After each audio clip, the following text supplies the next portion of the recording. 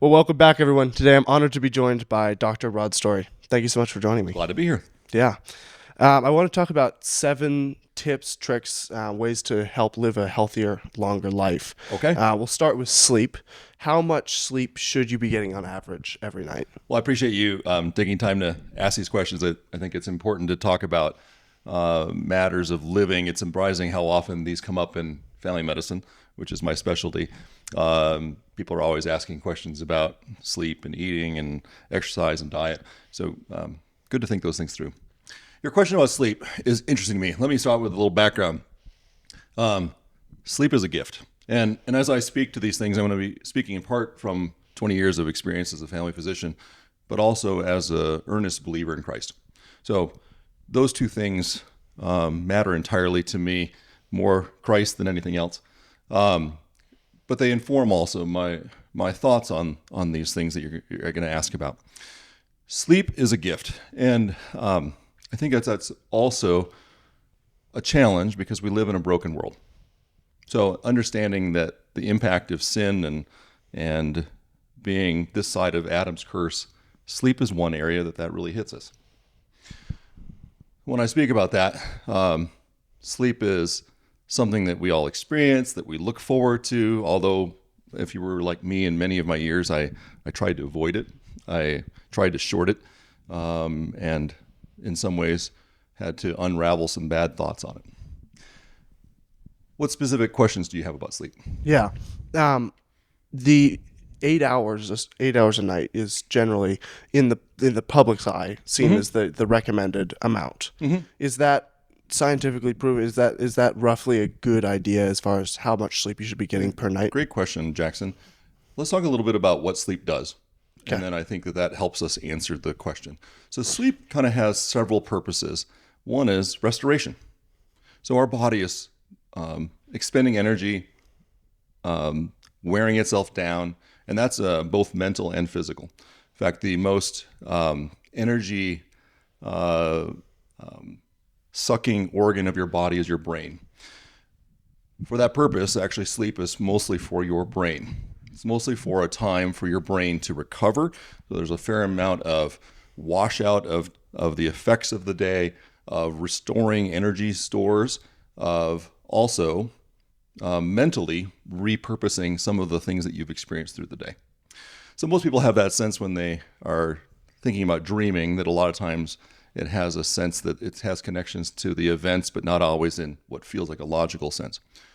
When we see people who have problems with sleep, they're often having also problems with memory and mental function and ability to engage in their life. And that's because sleep has such an important role in taking our short-term memories and turning them into long. It has a huge role in problem solving. So optimal sleep is actually quite important. The 8 hours of sleep is really important. And I think that that's the challenge for a lot of people, is they have a sense of, man, sleep is 8 hours of my day. I mean, that's 1/3 of your day. That's amazing to think about, that if you could just short that, you'd gain so much more productivity, or you'd gain a few more hours to do things, engage socially or whatnot. But frankly, you pay the price. Yeah. What does that price look like? Well, it doesn't always show up at the time that you think. So you're a young guy. You can short sleep for a season and feel like, man, that was worth it.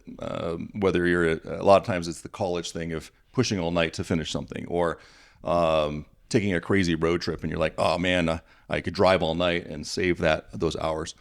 But what we notice is people are much more injury prone. And that's probably the first thing that shows up for young people, is if you short yourself on sleep, you are much more likely to have injury. Secondly, you're just less productive. So the hours that you short yourself in sleep result in, and if you look at the just general trends, people do more poorly in school. They do more poorly in job function. It is worthwhile to spend the hours sleeping. If you look at many of the biographies of highly effective people, they actually give a great emphasis to sleep. In fact, they often have their best moments of inspiration or thought on waking up from a great night's sleep. Yeah. How can sleep or the lack of sleep lead to injuries? I'll share my own experience. As a family physician, I spent actually 10 years working in the hospital in the emergency room. And one of our goals with doing that was, wow, I could work extra hours while my family sleeps. Great for the income. Also, it's fun to work hard hours and give your life to people that need it.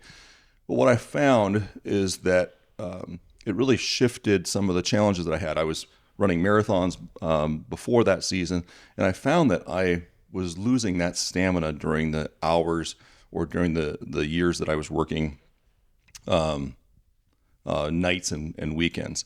It's also, it shifts a lot of your metabolism into a stress metabolism. Metabolism that tends longer term towards weight gain, that tends towards not replenishing or rebuilding muscles and bones and tendons, that happens almost entirely during your nighttime hours. Interesting. And metabolism is, can you kind of give a definition for that and how that could change throughout not Probably the sleeping? best way to think about metabolism is just part of how our body likes things. Our body is always working towards a balance or a set point. And that's the dynamic and the beauty. In fact, it should drive us, frankly, to worship, because our body can handle so many different things and yet always bringing us right back to a balancing point. When you add stresses like not replenishing yourself during sleep, you start to create an imbalance. Think of it like a scale that is always adding one thing or other on each side and trying to balance. Your body has to work harder to bring it to a balance when you are shorting it or adding burdens on one side. Got it. So that 8 hours of sleep is probably a good recommendation, roughly, for the average person, It really correct? is. And we find that one of the signs of aging is coming somewhat to an awareness of that you cannot burn it hard on one end and not pay the price on another. And it actually is an effective habit or a thoughtful habit to build into your life early. So as I would encourage you, I would give you a couple of things that I'd suggest. First off, for good sleep, our bodies love rhythms. And the rhythm of waking at the same time every day is actually one of the best ways that you can have effective sleep patterns the next night or multiple nights. Our bodies, and we know this from having raised little kids, that little kids love to eat at the same time, they love to nap at the same time. They naturally tend to fall into rhythms that are a great blessing to them. We fight those rhythms, but leaning into them is really good. A second area that I would encourage you is a lot of times we want to push it right up to the edge of sleep. We want to go out for a run right before we go to bed. We want to go out for drinks with buddies right before we go to bed. We want to pound a paper or try and squeeze in some extra work just before we go to bed. But those play a significant challenge in disturbing the quality and the length of the sleep. It's great if you can give yourself a transition time. So sleep doesn't come naturally for people in most cases without having given yourself some time to fall into it. Interesting. And so how much time should you allot, given that people have busy days, they don't always have? Absolutely. Yeah. Well, we know that there's a couple of things that kind of are timelines that are kind of hard and fast. Alcohol is a good example. Having alcohol within 4 hours of sleeping tends to really disturb it. One of the main ways that I talk to people is, boy, just drop that nightcap, or if you're going to enjoy alcohol, have it with dinner or an afternoon beer with friends. But save that for that time period. Try and keep it from being the thing that you use to actually induce sleep. It tends to bring challenges of actually waking you and disturbing sleep later on. Exercise. 4 hours, again, it tends to be the rule. Now, sometimes young people kind of realize, I can push it hard and I'll sleep no matter what. But these are more things patterns of as you realize, as you move through age, that become more challenging. Got it. And that amount of sleep, that the optimal amount of sleep per person, I would imagine that changes per person, because there are some people, like Donald Trump is famous for needing only 4 or 5 hours of sleep, and then he's ready to go. Is he kind of just prolonging the inevitable, or are there differences in how long people actually need? I love those stories of people who have these extraordinary, seemingly low lack of sleep needs. I think that the old adage of borrowing from one end of things and expecting that you don't have to add it to the other, it just doesn't tend to ring true. But there are some people that seem to do with a little bit less. The people that I was speaking to are more the average 99%ers of the world, that we need sleep. And having, if you look at the big picture, almost everybody does optimally on 8 to 8.5 hours of sleep. 8 to 8.5. There you go. As far as the, let's say, hour or so before sleep, I've heard some things about don't be on screens. You should probably not have a bunch of white lights or blue lights. Is that correct? Is all of that? We live in a very active world right now. I was visiting with a patient the other day, and he was expressing just a sense that he was really struggling to feel settled. And his phone was blowing up every 15 seconds next to him. And I thought, you might be missing the thing that's right here in your pocket. And we invite this. I mean, that's the reality is we invite this world that's saying, hey, plane crash over here, you need to know now. You can't activate that part of your brain without it having carrying its effects later on. So there is general wisdom in putting our phones and using the technology also for itself. Some of those ways that you can shut it off or tune it out or put it aside are actually right there in your phone as well. And I would encourage people to use it. Yeah.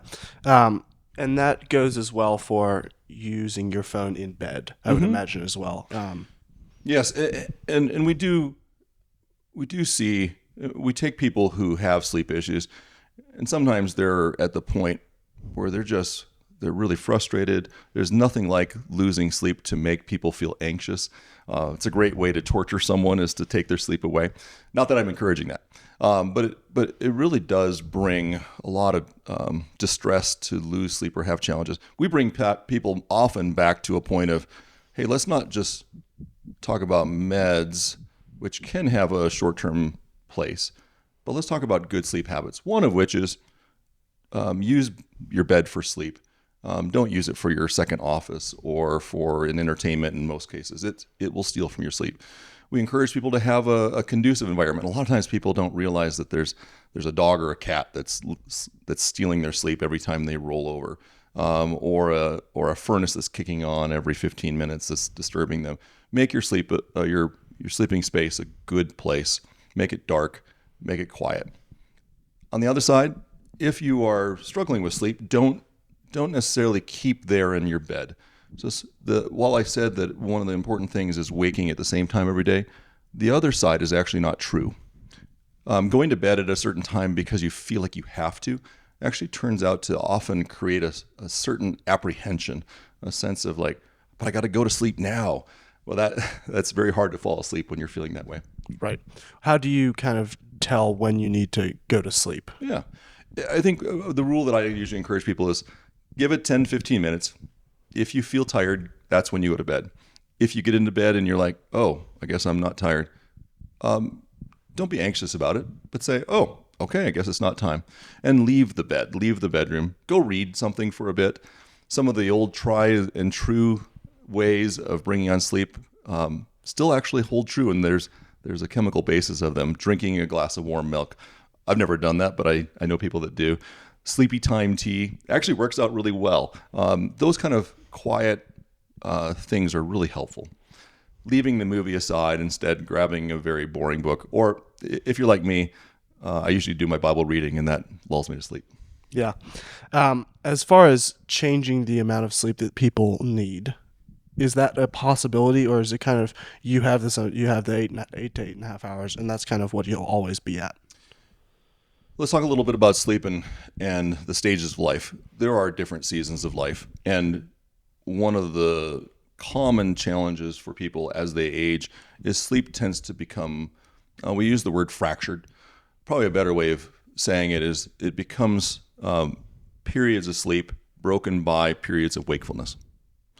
And what I usually encourage people is, first off, again, continuing to kind of work towards extended sleep, long time sleep, uninterrupted sleep, but also recognizing that as we age, sometimes our sleep will turn into 2 or 3 periods of sleep. And that actually can be as healthful as one extended sleep. As long as you have a sense of, oh, I'm awake for a bit, I'll go back to reading or leaving the bedroom for a bit until you are ready to sleep. I'm that kind of sleeper, and I something I continue to struggle with because nobody in my family tends to sleep for generations very well. So this is something I'm kind of addressing personally. Yeah. The For people who are in that situation where they kind of have not been sleeping enough, or they haven't been sleeping correctly, is it possible to catch up on sleep? Somewhat, not as much as people think. So the pattern of putting in 5 or 6 hours a night and then catching up on a long weekend actually tends to have more problems long term than benefits. The but you have to do what you can do. Other things that we see that disturb sleep are napping. People that have naps in the middle of the day sometimes are getting themselves into a place where their body is meeting that REM sleep. We didn't talk about that, but REM sleep is generally when people are dreaming, and that's the most restorative sleep. But if you're napping in the middle of the day and you're dreaming, you probably are stealing from your nighttime hours. The most optimal daytime nap is actually a very short nap, 15 to 20 minutes at most. Okay, interesting. And you shouldn't probably go over that. If you go much over that, sleep. you're gonna start to decrease the quality of your sleep in the evenings. One other thing to kind of keep in mind, Jackson, a lot of people also have some problems with their sleep breathing. You may have heard the term obstructive sleep apnea, or sleep apnea is the term. And that a lot of people think of that as a fat man's disease. It does get impacted by weight, but for most people, it's actually a genetic thing that's inherited from their parents. And it's this problem where your sleep rhythm, the breathing pattern, becomes irregular and even pauses.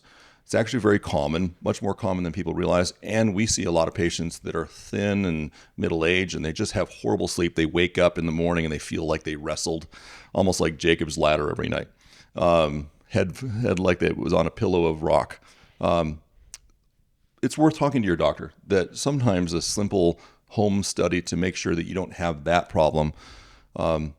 It's a common challenge for people. It's a medical condition. There are ways to treat it that aren't necessarily a CPAP machine, but that can actually be a real mercy. What are the different stages of sleep, and what do they kind of influence and change and restore?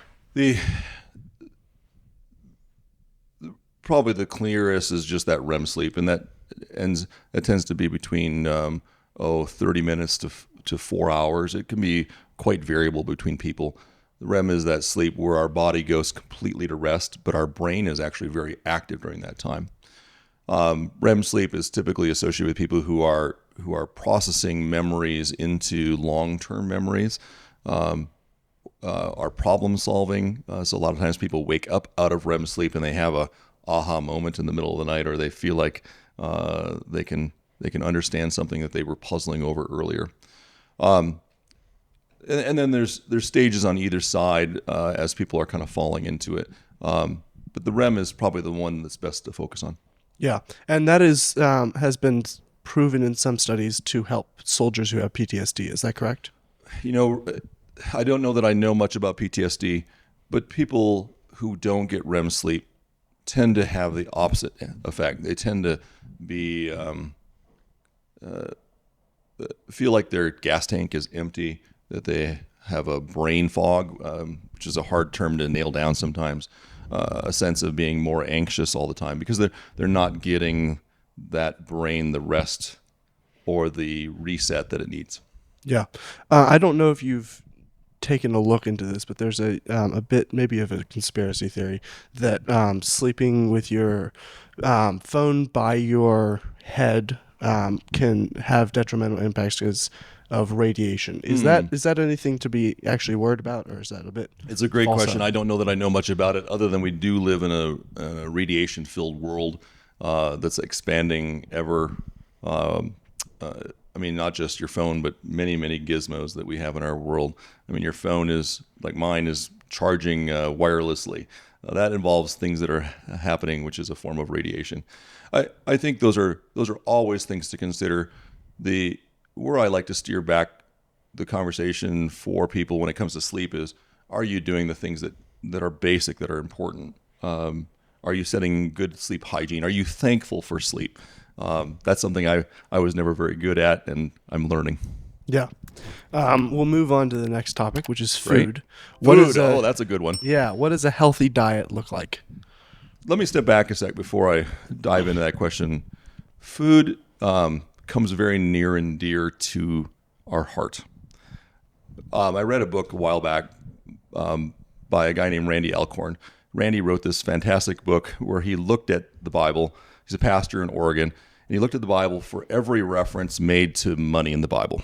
Turns out you can write a pretty giant book, maybe even thicker than the Bible, just contemplating how often money is mentioned in the Bible. And his point was, wow, God must really think that money matters to people, and that the way we handle money reflects a lot of what we value, who we are, what our thoughts are. It's kind of almost a thermometer. I would argue that food is also like that. So as we look at God's word, tremendous number of references to food, all the way from, if you think about it, the sacrifices in the Old Testament. The very first element of temptation was food, through to the Lord's Supper, to the conversation that Paul has around the Lord's Supper where the Corinthians are grabbing and feeding themselves and stuffing themselves, to questions about idols and whether we should eat food. Scripture is replete with food. In fact, the very end of our history is a wedding feast. Food. So food matters, and I think we intuitively know that. Food is more than just fueling our body. It speaks in some ways to the things that matter to us, to the decisions we make. Food can also very easily become an obsession. It can even become an idol, meaning it can consume so much of our time and attention and finances that we're giving it more worth than God. So Christians, I really encourage people, pause on this, read in Scripture, think about it. And there's a reason that Scripture talks about food a lot. You were talking, your question was more on the how do we eat well? Give me a specific question on that. Give me a direction to go with that. Yeah. As far as what kinds of food should you be eating? There's processed foods. There's RFK Jr. is in the middle of his confirmation process at the moment. But one of his big things is knowing at least what is in your food, and therefore being able to make a healthier decision. America is the most obese country in the world. We have a big problem with that. And a majority of that, I would imagine, can be linked directly to our food that we eat. What is a better way to eat, given that a lot of the options are, what should you be aiming at when you're eating, given that the options are Sure. McDonald's? And McDonald's is very convenient. Most of us live within 5 miles of a McDonald's, and it's also crazy cheap. So Yes. there's some things that I would say first, Jackson. One is just the Scripture talks about thankfulness in all things, and I think that extends to food. I think that particularly extends to the world we live in now. We live in a time of amazing ease of eating. We can easily get food, and it's at no time in history has it ever been so cheap to live and eat well and to get calories. But that's also the challenge. We have food that is very easy to eat. It's easy to eat too much. Interestingly enough, as easy as it is for us to get food and as cheap as it seems to consume more of our concern and time than ever. So here it is, easy and yet hard. I think general trends or thoughts to think about. First off, we live in a culture that doesn't value food for its connection to others. And I think that's one of the reasons that we tend towards obesity or overweight. Think about the number of times that when we think about eating, it's all of us lined up on a couch watching something on a TV or a movie screen. That's not communal. That's this kind of alone eating in a group. It's kind of a weird dynamic, but it's quite divorced from where I think food is at its best, which is across the table, prepared together. And we know that generally people eat less and they are more satisfied when they're eating in a group, whether family or friends or a connection. And that's hard in a culture that's going places, that's in a car, and that's why McDonald's works so well for many people, but maybe not. is grabbing that food on the go. Second, it is I think we have a tendency, because it's so easy, to not appreciate the value of food, which is the beauty that God has built into it, the amazing number of tastes and variety, most of which are found, I think, in appreciating the food of where it's come from, the whole foods. So when I think of people eating well, I think we generally are best when we're eating foods that we can tell this came from that animal, this came from that plant, this came from that tree, and we it's not necessarily that we don't. Sometimes people tend towards raw and whole foods in a kind of a unusual way. These are more along the lines of when you make it yourself, when you're preparing it yourself. Those are almost entirely calories that are coming connected to all the other nutrients and fibers and in context that tends to be healthier for us. Got it. You talked about the link between obesity and not eating together. Can you kind of expound on that? Absolutely. We obesity in large part is disconnecting food from the joy of it and the purpose of it. Meaning it's meant to be fuel, but it's also meant to be something that we're grateful and enjoying. I don't know if you've ever read Father Capone's book, what is it called? The Feast of the Lamb. He has this beautiful conversation around the enjoyment of making food and the socialness, and in particular talking about the joy of communion through food. We see that the way that we're eating, which is on the fly, quickly, prepackaged, very easy calories that don't require a lot of chewing. I mean, all of those things play a role into food that doesn't actually satisfy, tends to trigger us to eat more because we're missing some of the built-in cues of, man, I feel full. Well, it's hard to feel full when you're eating Choco Rice Krispies because there's just not much fluff to them. There's not much filler. And it's very easy to get food into you that way. When I talk to people about obesity, one of the and this is something I come from a family of very large people, and I'm spending my whole life carefully working against that. The challenge really comes in how do you eat well and gratefully, and yet also make sure that you are that you're doing it well. Yeah. How did it? I'm a little confused how the not eating with people, is it just would cause obesity? Is it just you don't have the same social cues of like, all right, we're done eating now, or? Well, let's get into some of the medical stuff. So I think you're asking a couple of questions. There are parts of what we fuel ourselves with that naturally help us understand that satisfy that was full. So I'm a child of the 80s.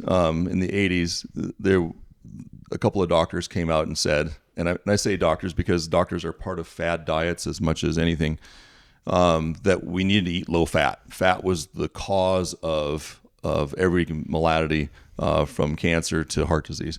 Couldn't have been more wrong. A lot of times those simplistic messages just as we reach for things, they come across like a rule that we can follow, and those rules always fall flat. There are things that are built into the foods that we eat that give us chemical signals that say this was satisfying and I ate enough. Part of that is bulk, meaning the more bulked up foods, the better. It's hard if you are eating alone. So back to your question about eating as a group. It's hard if you're eating most of your meals alone to not have the cue visually, actually, of seeing other people eating, or the speed at which you're eating slowed down by interactions with others, or just plain old table manners that keep you from being the shovel kind of guy. The socialization of realizing, oh, my mother's watching me. Those cues play a big role in how we approach food and whether we get to a point quickly or not that says, "Oh, that was good. That's satisfied." I think a second is that food has the things that, like I said about the 80s, we took the fat out, but fat plays a huge role in satisfying. And so when you take the fat out, you can eat food that never really quite gets you those chemical feedback loops that say that was good. And these trigger proteins in our brain, our body, called leptin and insulin and glucagon and many others that tell us, good, you gave us food that was enough. Thank you so much. Yeah. As far as a healthy balance of protein, carbs, fats, and things like that, there's movements to only protein. There's movements to no carbs. What's a kind of, and I would imagine that changes per situation, but as a general rule, what's a kind of healthy balance there? Well, what I think when people are approaching those diets, they're often asking a question or coming with some desperation, like, I need to lose weight. I need to get in shape. I need to do something. And those short-term changes often do lead to weight loss and people feeling better, whether keto diet, which was really popular about 10 years ago, or a carnivore diet only, or drop the carbs. And they have some benefits. What we see is, for most people, no matter what change you make, you will lose weight and then you will rebound. And that's the challenge that we see as people are trying things. When I talked about people about weight loss, and that's kind of a segue from what we're talking about, you can use that to your advantage by anticipating it. Like, okay, make a big change. But I usually tell people, let's do this for 6 weeks, because that's about the length of what anybody can hold a keto diet for before they fall off and go get a Krispy Kreme or something. I'm glad we don't have one of those around here, by the way. Yeah. And knowing that longer term is recognizing that almost all foods naturally tend to have a balance of a portion of protein that is not divorced from the fat that naturally comes with it, such as a chicken thigh versus a chicken breast, where it carries some of the natural fats with it, or and often is served with a portion of starch, but not a huge portion of starch. So when I tell people generally what I want them to do long term, I say, well, first off, we need to think about portion sizes, because everybody tends to overeat. Second, that you really want about a third of each being the same for most people. So we talked a little bit about McDonald's. McDonald's actually has a couple of items on their thing that turn out to be a good balance. One is the English McMuffin. It has a piece of lean ham, but it has a good egg, and the cheese is debatable, but it has a muffin with it. Typically, the portions there are thoughtful. Now, I wouldn't go for the chicken McGriddle or whatever, which is death on a bun. I'm not even sure it's a bun. Yeah. How can the food you eat influence not only your day-to-day life, energy, things like that, but also your sleep? We talked a little bit about sleep when it comes to alcohol, but I think another area that we do run into sleep issues is people who are snacking right up to bedtime, or tend to have their heaviest meal of the day in the evening, which is a very American thing. We like to finish our day that way. Metabolically, it actually tends to be a better thing for us to do more of the Spanish thing of having a siesta with a good-sized meal in the middle of the day, and the French thing of soupe at the end of the day, a nice light meal. So that tends to often help people, mostly because going to bed with a full tummy often brings physical problems. Heartburn issues is a common one. We see people are so stuffed that when they lay down, they're regurgitating, and that's a massive sleep eater. Yeah. How can what you eat influence how you live? As far as everything apart from sleep.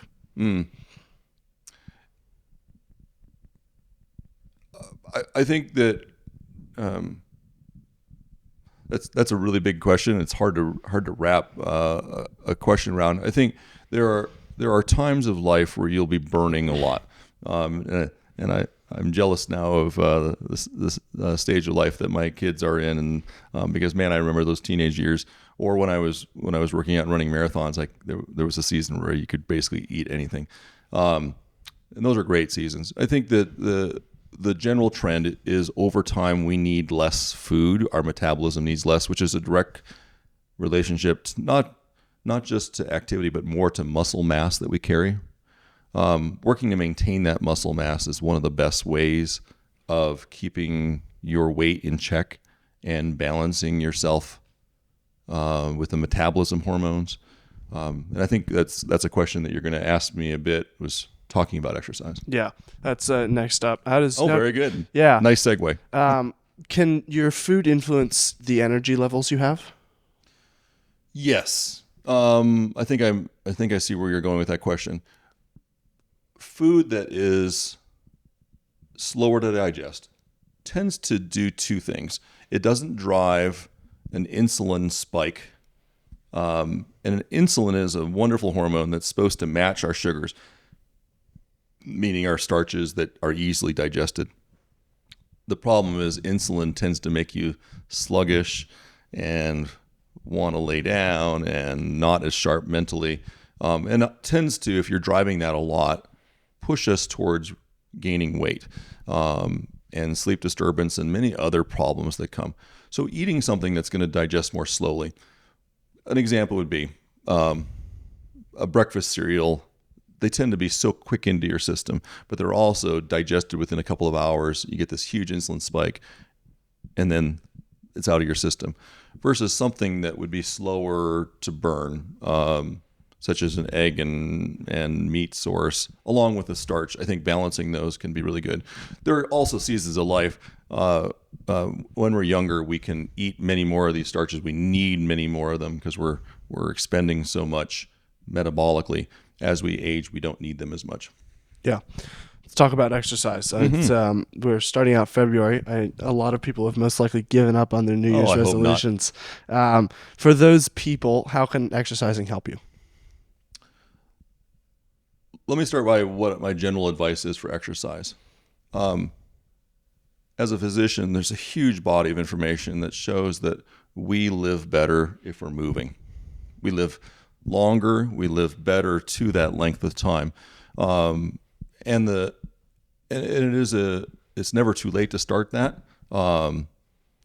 It's remarkable, some of the studies that have come out recently showing that people at an older age, way older, like 85, can benefit from doing a little exercise. It's amazing how it sharpens the mind and improves function and helps them be more independent and prevents injury. Who would know? Well, of course, that moving is really good for us. Where I think that people really struggle is they have a sense that movement means I have to go do that marathon. I have to become an athlete. The data is really clear that the best bang for your buck is going from nothing to something. It's such a huge benefit. And when I mean nothing to something, that can be as simple as adding a walk to your life most days of the day. It can be as simple as doing a couple of 15-minute brisk walks and building that into your life, like, oh, I guess I'll walk to work rather than drive every day. Huge benefits. We talked a little bit about sleep. We talked a little bit about weight and diet.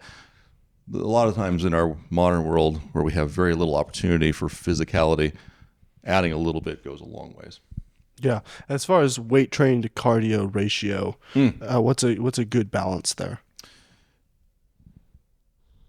Exercise, you have to look at it first at what you're gaining, what your goals are. We know that, I'll give you a couple examples. You could take someone who's overweight but starts to do some cardio, meaning something as simple as a brisk walk where they can't quite talk in a full sentence. I'm talking like that on purpose, just fast enough that they're a little winded, but not so much that they can't breathe. Comparing that person to someone at the same age who looks fit but is not exercising, that overweight person doing a moderate amount of exercise is much better metabolically, cardiovascularly, longevity-wise. It's amazing how the difference is really the activity.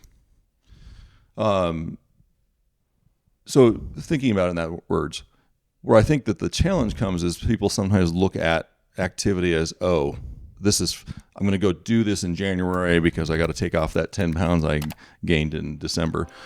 And that's very discouraging because the reality is that almost nobody loses weight exercising. Really? Why do we believe that we do?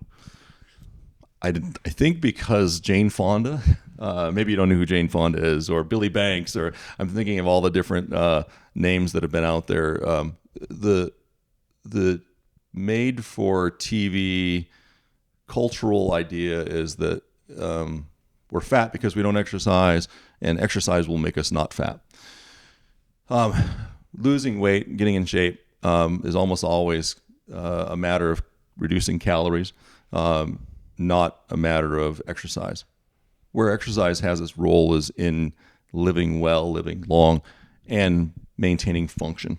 We also know that it can play the opposite role, mostly in reducing what often feels like inevitability, the weight gain that just comes with every year that we're alive on this planet. Let's go on to talk a little bit about that balance. So people need both. They need a stress on their system, something that says, hey, body, you got to rise to this. And what I mean by that is some sort of resistance that tells our body, build that strength. Strengthen your muscles, strengthen your bones, because both come in concert, which plays a huge role in how well we live. And for most people, a couple of days a week turns out to be more than enough. So what I often tell people is, first off, do something that's approachable, but aim for 2 days a week. Work towards 3. If you're an everyday guy, great. The challenge with being an everyday resistance person is you're tearing down each time, and you may not be giving enough time between to recover. If I had my optimal for everybody that was in their 20s who hadn't got to the point of weight gain or injury or seeing their doctor to ask questions about their blood pressure, it would be just doing something every day, but doing, as is hard to do in our world, doing something aerobic on the one day and doing something resistance on the next, and alternating, and then taking a day of rest. Yeah. How should you know if you're doing too much or too little? Recovery is kind of helpful and intuitive. So if you're finding that the next time you go to work out, such as if you're doing leg day and you come the next time to do leg day and you feel that you haven't recovered, you're likely still in repair. One of the challenges of our world is we tend to go all in on one thing. It's very human to do that, but it also means that one thing is constantly beating up that one part of your body. It's hard to, unless someone else is helping you. And I work out at a gym here called Mission Strength that I think does a great job of giving such variety that you never quite get into one rut. That's a common challenge that we see with people who just do anything. They go out and they do a marathon. They train 6 days a week. They fall out halfway through because they've injured a tendon or a muscle or done something. But they've been out of balance, and they've been, just like sleep, borrowing too much from one end and then expecting that it's not going to have consequences in the long run. I have a gentleman who's starting off he's been lifting weights with me, and he's starting off running marathons. One of the best programs I've found for that type of running is to do a 3-day a week. And people are very surprised. What? I can build mileage to gain? Yes. In fact, you'll be better off if on those alternating days you do something completely different.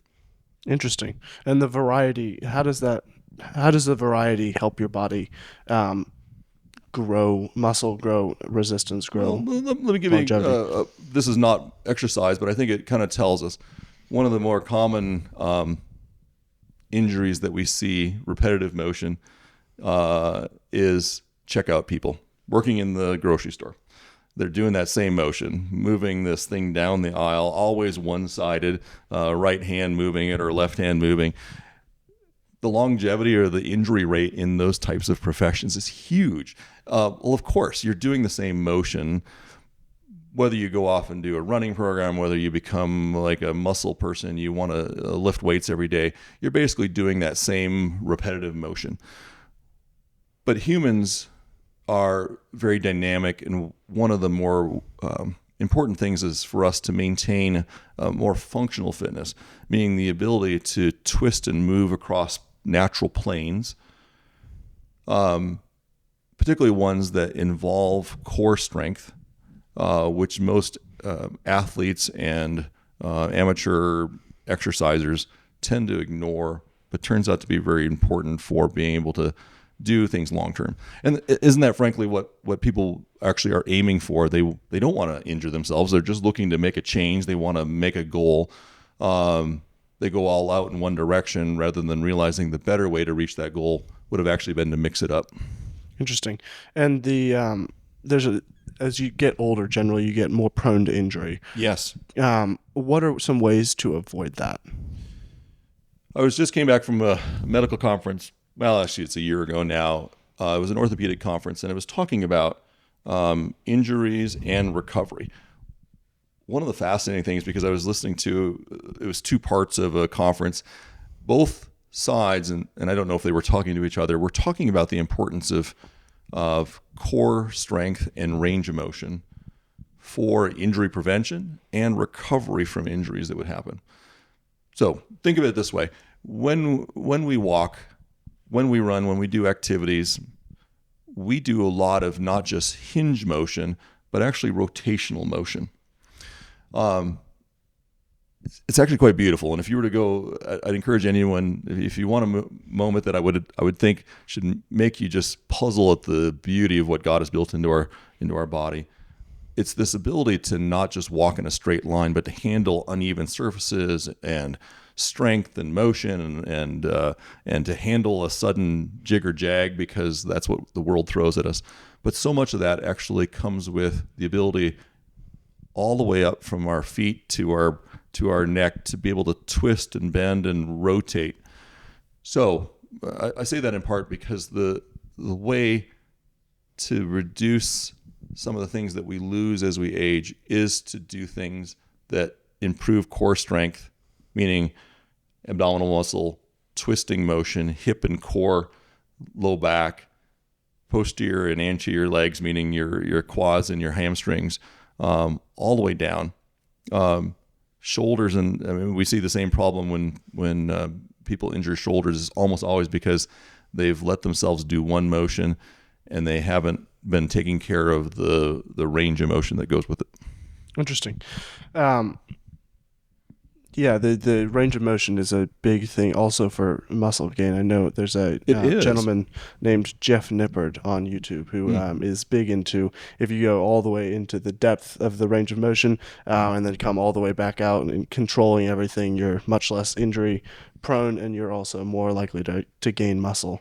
Well, and we see this when people go and they start things. They go to the club, they get on the machines. The machines are terrible because they're basically doing one exercise in one direction all the time. Think of leg extensions. Yeah, you'll gain strength, but you'll start to injure yourself down the road. There are value in doing things like free weights and squats. You got to be well trained in them. Where we see the value, and I think that there's greater resilience, is building in things like sandbag motions, cross body motions, kettlebell. It's kind of become popular. I'm glad for it because we're seeing people do better because they're doing motions that involve much more than just the bicep curl.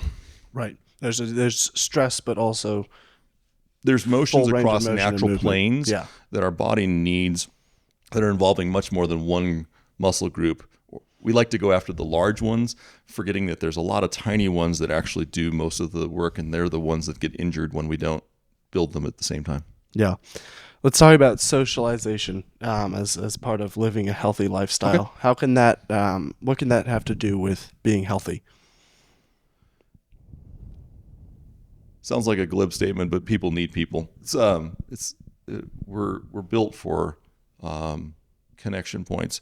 It also is an area that I think we've tried to cheat by getting on Facebook, and I'm not picking on Facebook, but I have a very love-hate relationship with social media, we use them as a substitute for real connections. The real connections also, in our culture, I think at this point, we've individualized or focused it on what am I getting out of this. And the very best social relationships are actually the ones that we're built for, are the ones that give without expectation of return. I'll give an example of, I think, one of the primary socialization things that God has given us, which is marriage. The very best marriages are ones that are my life for yours. I know you grew up with that and you've seen it modeled, but it's what has been built for us and modeled for us, which is greater love has no man than laying down his life. So pouring yourself out. And I think this is actually the secret to living well, is giving without return, expecting that you're going to be empty, because emptiness is filled mysteriously by doing so. Meaning living life so that you're just giving it away, you're giving your energy, you're leaning in, you're serving, is actually the way that God's kingdom is designed, because it's the way we've been designed as humans, that we're actually not finite pie slicers, meaning you only get so much, and then at the end of the day, the pie is eaten. The pie mysteriously replenishes itself as we bless others. It seems like a counterintuitive. How could giving more be giving you more? How can, for people who maybe don't understand that, how can trying to constantly be giving yourself away help with you living a more healthy and long life? I think we have some general sense when we look at the world, and even those that may not know Christ or have his Spirit, who's really going to give you the motivation and understanding of that, can look around the world and go, wow, those Mother Teresas of the world. What is it that they're a wrinkled, empty bag of bones at the end of life, and yet they look so full, like a life well lived, versus sometimes we look at those that store massive amounts of wealth and popularity, and yet I don't know that we would actually truly envy their lives and the wreck of marriages that seem to follow, and the many kids that are out there that are fatherless because of what they've chosen. There's something intuitive that we see, but also very counterintuitive as we look at ourselves, because sin says, me first. What can I get out of this? What's my skin in it? How little can I get away with? And yet, he who seeks to save his life is going to lose it.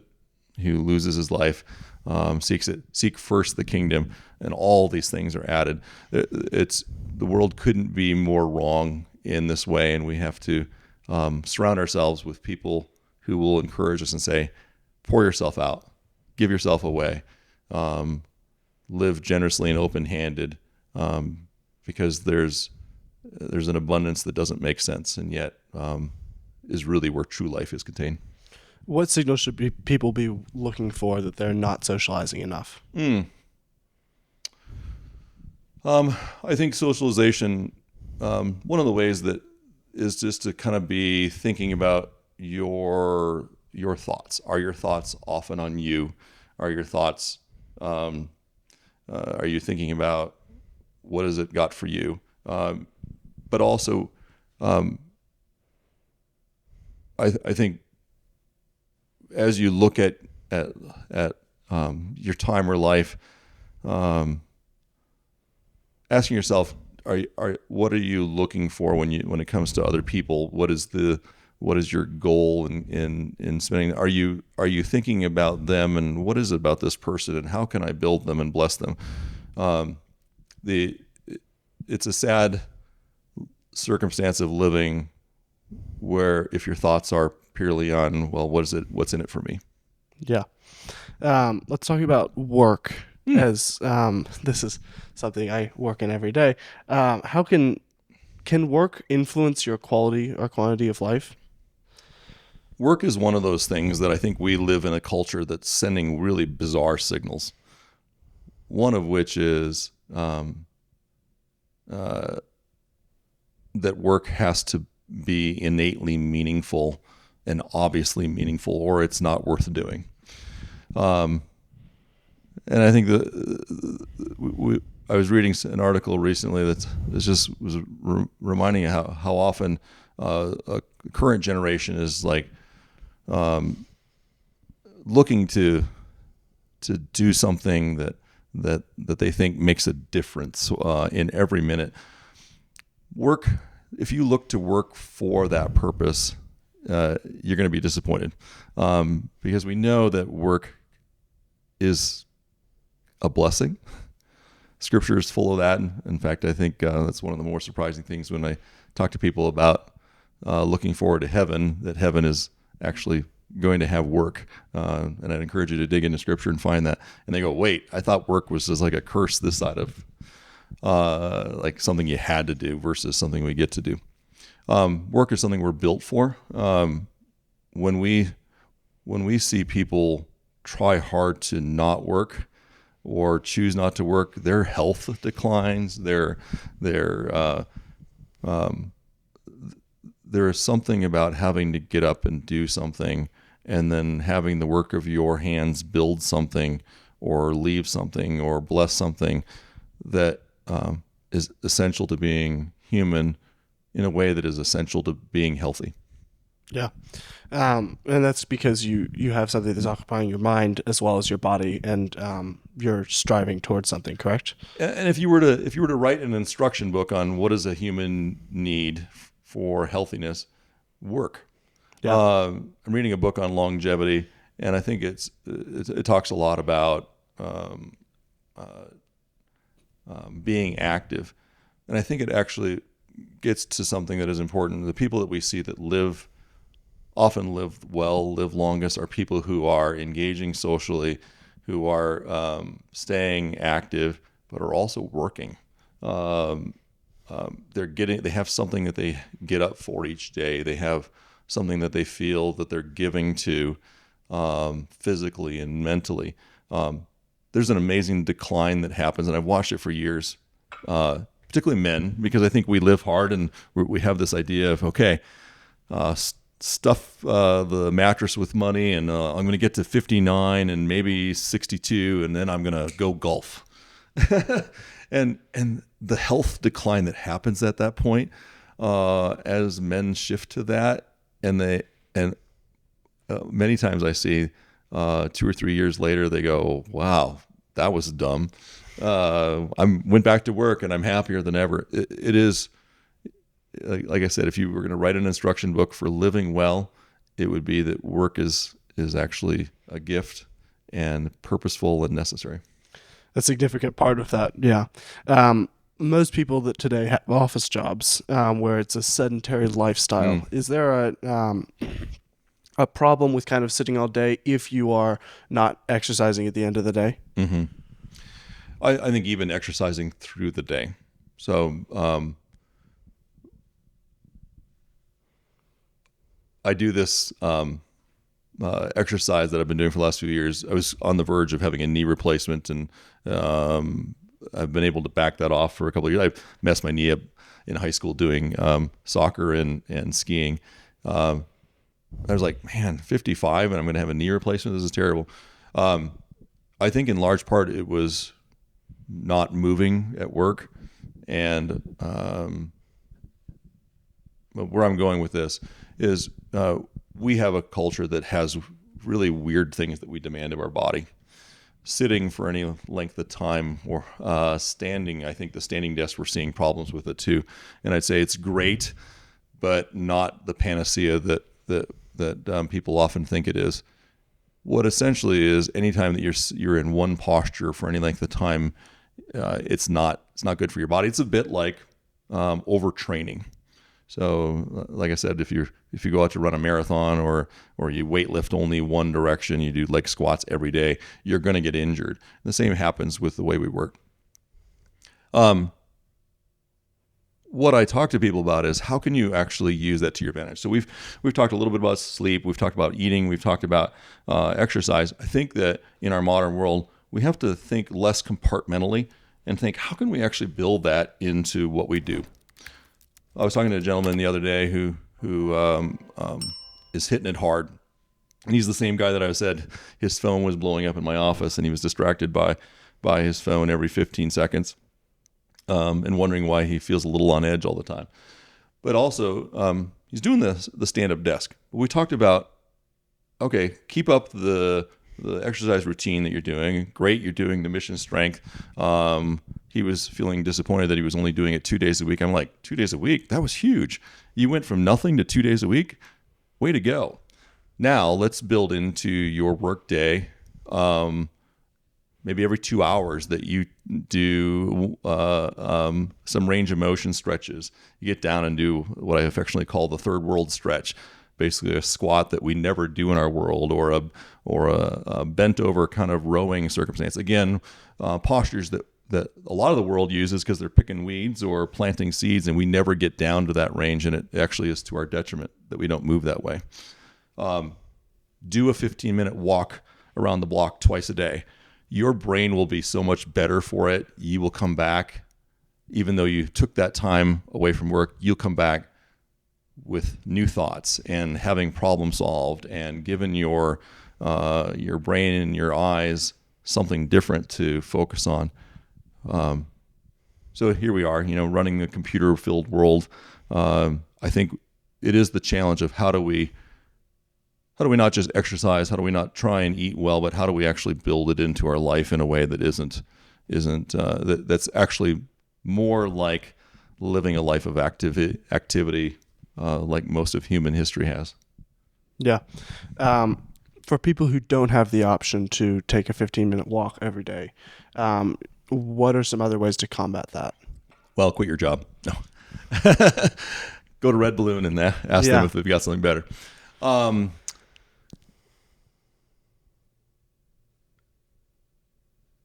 It's surprising how little it takes to build it in.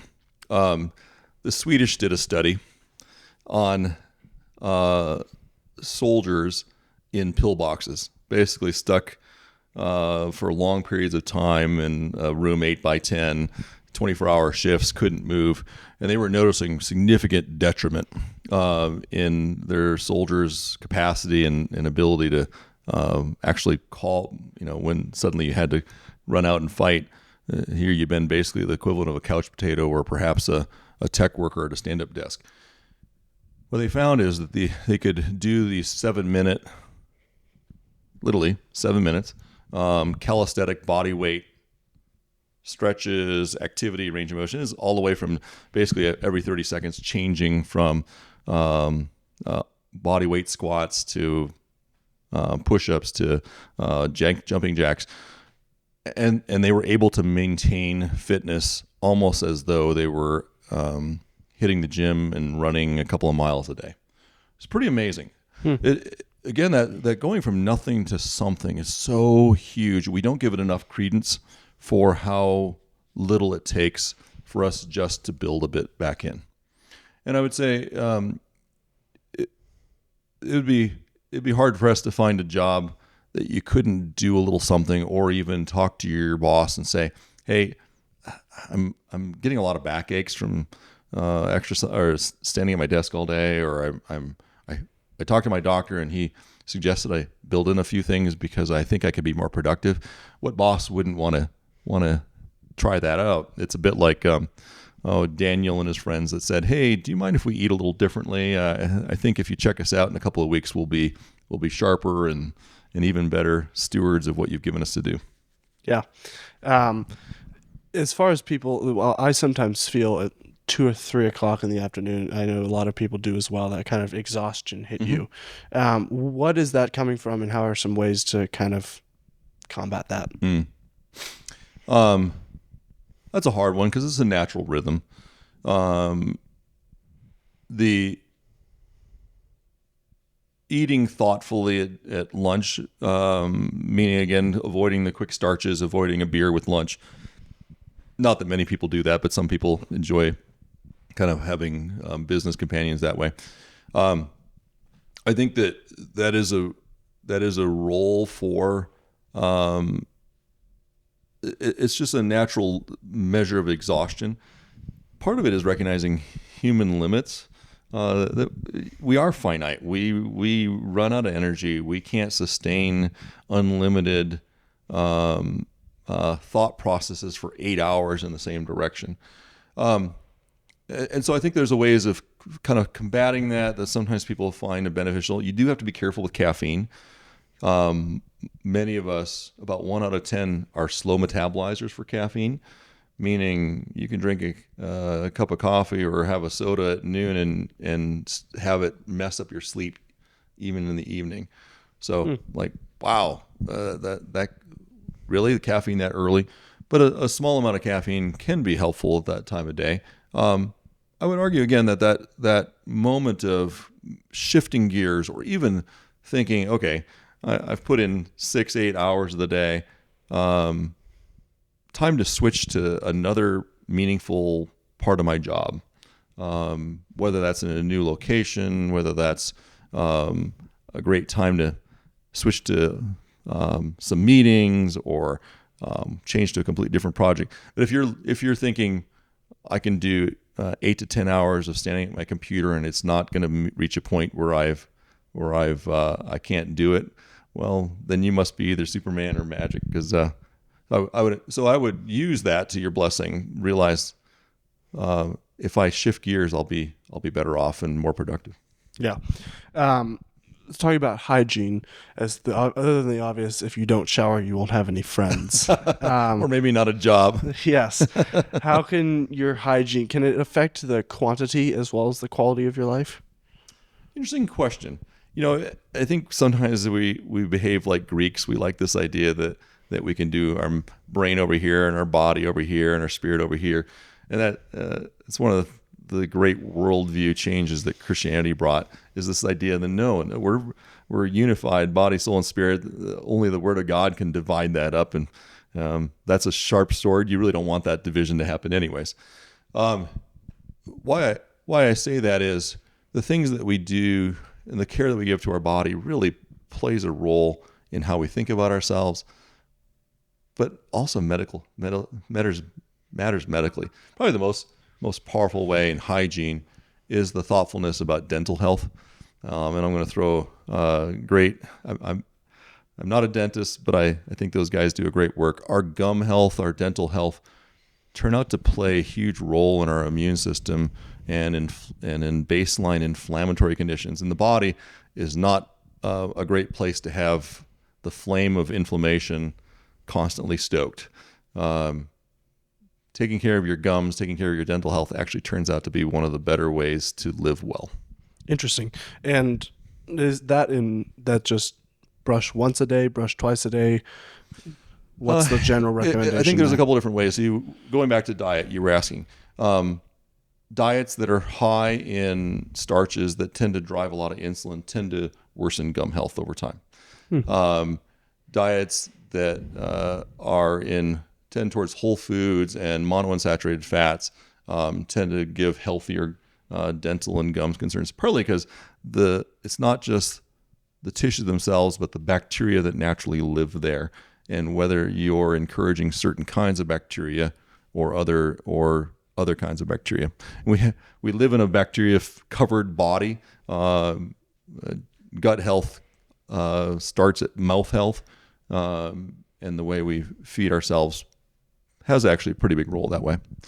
The other is we naturally build up residue as we live life, and having a dentist remove that, flossing to help remove that, making sure that you're not leaving food on your teeth without it being cleaned off tends to build it.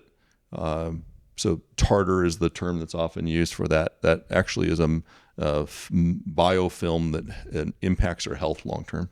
Interesting. Is there more that we should be doing other than just you brush your teeth in the morning, put on deodorant? Is there something you should do partway through the day? You know, you're getting into a realm that I would say we need to have Dr. Bowen on. So I encourage you to have that good dentist on. He has a really holistic, meaning whole body sense of what dental health does, and I think he would better answer that. Fantastic. Last thing is, and this is a bit of a strange one, distractions. I have a strange theory that distractions from your general day-to-day life, anything from, chess, rock climbing, going on a walk, things like that, can help and improve and maintain your health. I can try and expound on that. Is there anything to that? Yes, absolutely, wholeheartedly. I think that you've asked about the social, you've asked about the food, you've asked about weightlifting. All those in many parts of our world would be considered distractions. Sometimes I get a sense that the world would like us to move towards the matrix. This idea that we're plugged in and that's our highest good is this productive, always online kind of moment. But that's not, while those are amazing tools, there's something essentially humanless about that existence versus the crazy variety that God has built into this world that's a gift to us to enjoy, and for which that enjoyment is health. That enjoyment is what it means to be human. That enjoyment of others and foods and activities and things brings us closer to this ultimate goal that we all have, which is perfection. That perfection will come in heaven where we actually have that. And I have no doubt that when we finally are free of these bodies that have ills and aches, and when we finally have motives and desires that are purified, that much of it will be towards joyfully and thankfully experiencing the huge variety that God has given us for all of eternity. Yeah. Are there any practical ways in which distractions can kind of offload our brain, help our bodies to relax or, detox, de-stress from all of the crazy world around us? I think you're accurate in saying that's what happens. I'll give an example of something that's been well studied. People who engage in music. Or there's another one that's very similar, people who engage in athletics. We know from a high school standpoint, I'm just using that as a captive audience, that those students that are not just bookworms but engage in something very different, like in a sport or cultivating a musical skill, are often much better students. Wow, you would think that distraction would actually steal from time that could be given to reading another book or memorizing more, but we really benefit from variety and not always going the same direction. That seems to be the theme of the day here. Is we're better off when we mix it up. Yeah, for people who are in their general day-to-day life, very busy, very focused on what they're doing, how can you make sure you incorporate that variety? Budgeting. Anything that you give that is of importance, you need to actually thoughtfully budget for. So we've talked a bit about exercise, and boy, I don't know if I can squeeze in a 7-minute exercise in the middle of this day. Much of what we're tasked with is intentionally choosing the gift of what we do with the time, or choosing what we do with the gift of time that we have. And we're finite. So we already mentioned that you basically have 16, maybe 15 and a half hours of life to get it done with. One of the things that we budget for is that sleep. Another that we're going to budget for is sitting down and having those meals and connecting with community. Another is for variety of like, hey, I need something more than just work in my life. I'm going to go join a PDG. I'm going to find a way to serve at the Hope Center. I'm going to get involved in the community. I'm going to coach something. Those things turn out to have such value, and yet if we don't purpose for them, if we're not intentional, time goes by. It just slides, and we lose those opportunities. But never too late, because that's also the beauty of it. It's we have these bodies and these minds and these spirits that actually are blessed when we lean back in. Yeah. Obviously, all of those things are connected. All of the things we've been talking about. If for those who are kind of not happy with where they are health-wise, what is kind of the first kind of ranking in order of importance, things to start working on first? Interesting question. Well, I mean, I think that's one of the main complaints about medicine these days is if you go to the doctor, they're just going to want to put you on a med or. But I think sometimes that intentionality of talking to your doctor about these bigger goals. I know in our clinic at Story Family Medicine, as family physicians and particularly as believers in Christ, we're thinking bigger than just how do we control this number on your blood pressure or cholesterol. In fact, oftentimes the wrong answer is a medication. Wrong might be too strong, but a better answer could be many of those other things that we talked about. And we know that meeting with a doctor actually tends to bring around some positive conversations and positive changes. Those aren't always long-lasting, but it can be part of a conversation about, okay, how do I take stock with where I'm at and what are important things, and how do I be intentional about the things I need to do to care for myself as a human, one that wants to be healthy. Go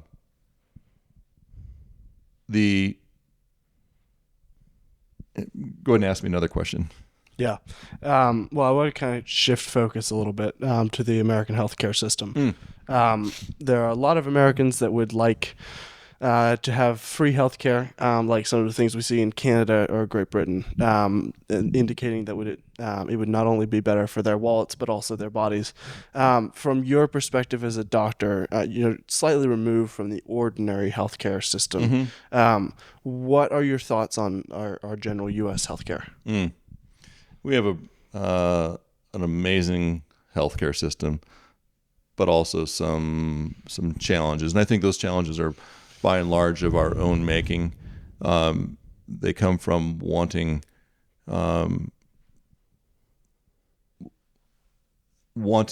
others to tell us how to do health rather than taking responsibility for our own health.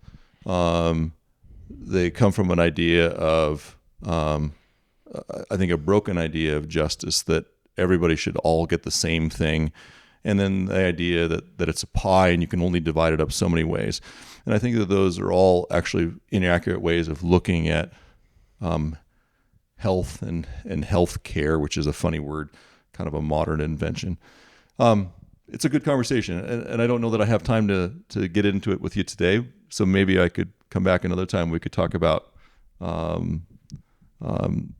healthcare system and some thoughts I have that way. Yeah. How does Story Family Medicine help with the kind of muddy waters of the healthcare system, Sure. Not only that, also dealing with things like Obamacare, Big Pharma, a lot of those that have kind of started Sure. to play an influence in our lives? So I would say that there's kind of two ways. Jackson's asking a little bit about Story Family Medicine. We're a direct primary care clinic. DPC is a membership-based model. It means that for most of the care that we do for our members, we don't touch insurance. That might seem strange, but we think that it actually opens up some amazing opportunities for care that returns it back to what are some of the essential things in the way that doctors interact with patients and patients with their doctors. Kind of two ways. One is taking financial responsibility for your own health. So that membership model means that the money that people pay us is used entirely for our professional services, basically for our time. And what that means for us is we're not beholden to anybody else for those medical decisions. So it's not like there's this other monkey in the room of insurance or government or someone else that's trying to weasel their way in with their ideas of what health should be, but really an honest conversation. And that turns out to be remarkably important and hugely broken in our current health system. There are a lot more people than your doctor and you in the proverbial room when you have insurance playing a big role. And insurance, by and large, now means government. Most insurance plans are actually just a front for government programs. The second is time, and that's one of the things that is hugely a problem in healthcare right now. Is and I've had this problem. You wait a long time at the doctor's office. You finally get in, and it's a very rushed appointment, and it falls back on a couple of quick recommendations and some prescriptions sent your way without really understanding why or what the purpose was. And we know that most of those prescriptions never get filled. More than 50% of them now in the United States that a doctor writes. So there's something really broken and not connecting. We have the privilege of spending time, and time is so important for hearing people, truly hearing people, being able to thoughtfully examine, which takes time, being able to teach people about their bodies or help them understand why we're seeing things a certain way in our recommendations, answering those questions. That takes time, and we're really privileged for that at our clinic. They're almost aberrations in modern healthcare now, and we think that they're actually quite essential, that individual responsibility and that time that it takes to give the care. So we're hoping, because we've found such a lovely place of really being able to use the gifts and talents and understanding of the way that the world is through the way that we practice medicine. It's been a joy for us, and we think oftentimes for the people we care for as well. Yeah. Given what we've been talking about today, what would be your best piece of advice you would give to anyone watching?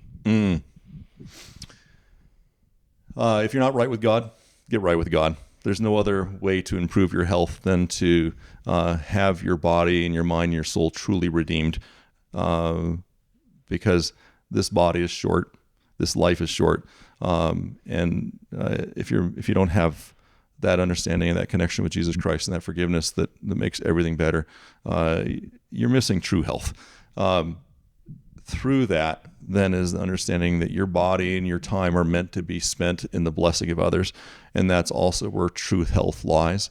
A lot of health these days is very individualized, really individually focused, and that has might seem like the right direction, but it turns out to be a very empty way of living life.